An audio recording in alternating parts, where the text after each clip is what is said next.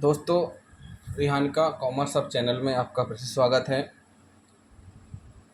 कक्षा 12वीं इकाई फर्स्ट यानी chapter first account financial statement of non profit organisations के बारे में हम पढ़ रहे हैं। अभी हमने पिछले वीडियो में पढ़ा कि कौन कौन से ऐसे संगठन होते हैं जो अलाभकारी होते हैं और उनका प्रमुख साधन क्या रहता है आय का, और उनके द्वारा कहाँ कहाँ कैसे कैसे व्यय किया जाता है। अब हम पढ़ने जा रहे हैं कि ये जो गैर व्यापारिक संस्थाएं हैं, इनके द्वारा कौन कौन सी पुस्तकें अपनी संस्था में रखी जाती हैं और ज़रूरी भी हैं।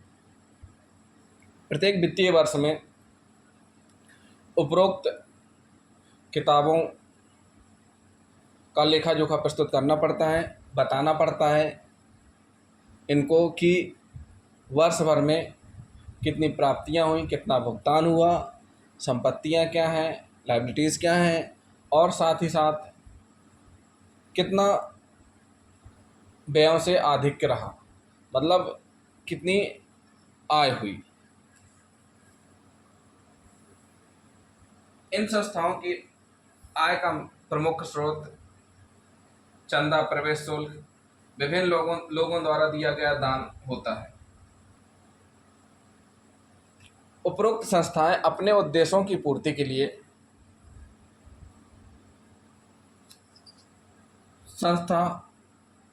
सभी संस्थाओं के अपने अपने उद्देश्य होते हैं। उनकी पूर्ति के लिए जो डोनेशन या जो राशि प्राप्त होती है उसको खर्च करते हैं ताकि अपना उद्देश्य वो पा सकें।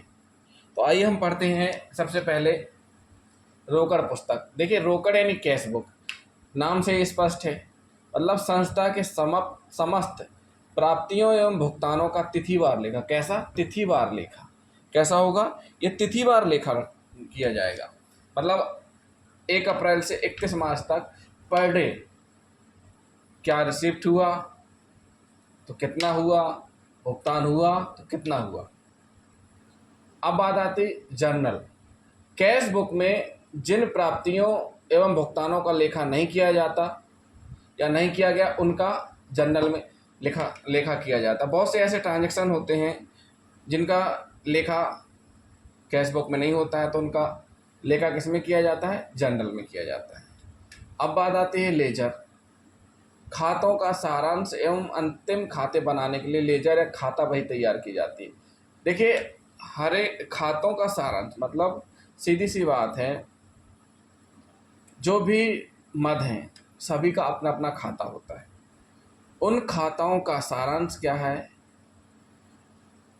अंतिम खाते कैसे तैयार होंगे, ये सारी चीज़ें खाता बही में रिकॉर्ड की जाती हैं। ये खाता बही से ही हो पाता है, मतलब किसी खाते का।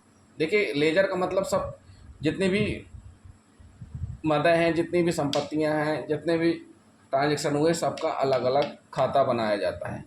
तो उनसे क्या रहता है कि प्रत्येक खाते का सारांश मिल जाता है, उससे अंतिम खाते बनाए जाते हैं। उससे क्या होता है? अंतिम खाते बनाए जा सकते हैं। तो इसलिए हमें लेजर तैयार करना होता है। जो भी ऐसी संस्थाएं हैं वो लेजर तैयार करती ही हैं। स्मारक पुस्तक। स्मारक देखो, नाम से ही स्पष्ट है, स्मरण मतलब स्मरण कहाँ रखना होता है? जहाँ उधार, प्राप्ति और भुगतान वाली बात आती है। उधार लेखा जोखा किया जाता है, मतलब इतना उधार है हमारा या इतना यहाँ से प्राप्त होना है। तो जहाँ पर उधार लेखा जोखा जिस बुक में किया जाता है उसको स्मारक पुस्तक कहते हैं, यानी याद रखने वाली किताब। सदस्यों का रजिस्टर। आपकी एक संस्था है, आपका एनजीओ बन गया है, या आपका कोई भी ऐसा विद्यालय, कोई भी कॉलेज है, कोई भी हॉस्पिटल है, उस हॉस्पिटल या उसमें संस्था में जितने भी सदस्य जुड़े होंगे उनका नाम पता लिखा जाएगा। उनके द्वारा कब कब कितना कितना चंदा दिया गया ये भी लिखा जाएगा। Stock register. अभी हम 11वीं में पढ़ते हैं स्टॉक के बारे में, तो बिल्कुल वही स्टॉक है तो उपरोक्त संस्थाओं द्वारा प्रदत्त से वहाँ देखिए, वहाँ बिजनेस में जिनका लाभ कमाना उद्देश्य रहता है उनमें स्टॉक, जैसे कपड़ा की दुकान हुए, मिल हुई, ये सारी चीज़ें रहती हैं। लेकिन यहाँ बात दूसरी चीज़ों की हो रही, यहाँ हो रही है कि संस्थाओं द्वारा प्रदत्त सेवाओं से संबंधित उपभोग की जाने वाली, जैसे डॉक्टर है, डॉक्टर अपनी सर्विस देगा जो एक पेशेंट के लिए ज़रूरी है, वकील अपने क्लाइंट को सर्विस देगा।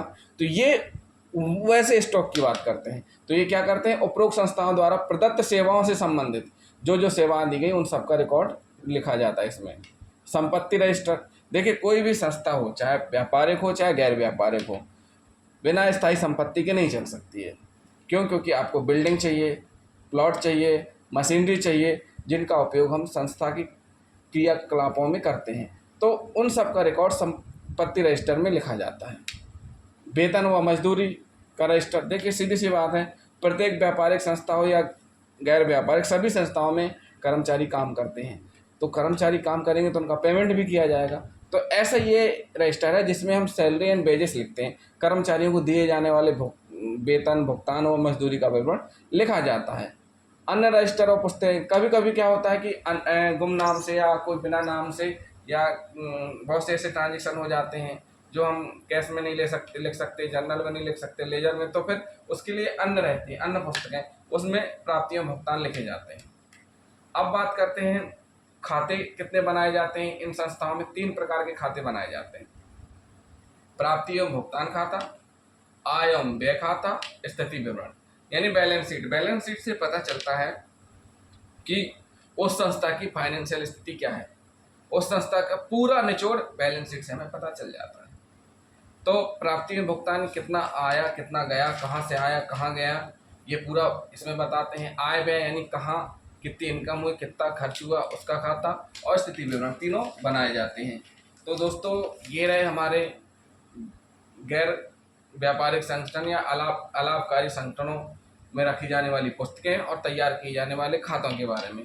दोस्तों आपको हमारा वीडियो कैसा लगा?